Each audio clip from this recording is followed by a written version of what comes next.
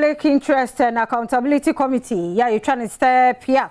and a one more ball contractor no a warrior Koduakrom CHPS Compound no. Oma bonabasu ye papa pafi se kwan ofa so ye na adwuma no a kono na efe ne mom project mienu bi ohoromode a wo adwuma ye no enso PIAC fo ani Adom Kasee etoso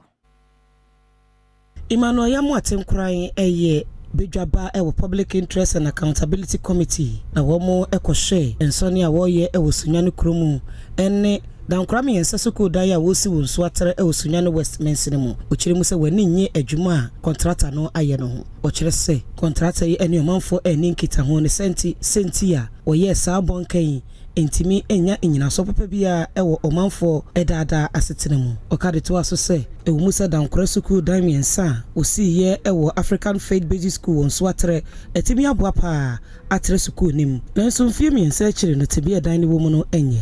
edan de aboa but ejuma no eka kakra no kwen se edan omo si ya school omo sha se UCA eni fiemie no edan ni mu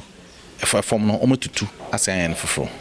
PTF for no tutu asan if say asa honi na awan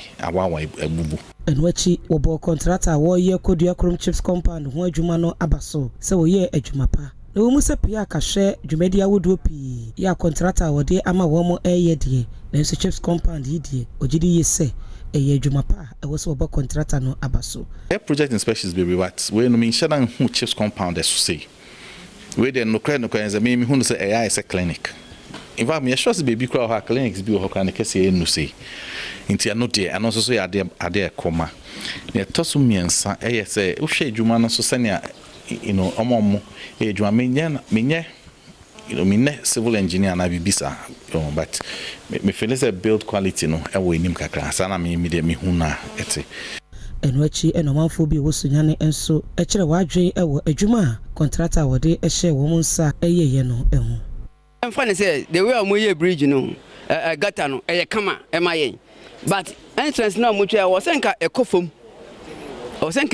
nanka ho no mum yeden ebasro na aboa yen sese ya ehiri a nso no a efiri so oba no load no wom pa tise ehiri edu babia we ni wona na esa return back nti eni kura boa kura ma hade kura tim hiri bebre yesi nso no to eti kofom ansa na ne wa bonten so nyina ren atimu ababegu ayinim ende yare a eye problem pa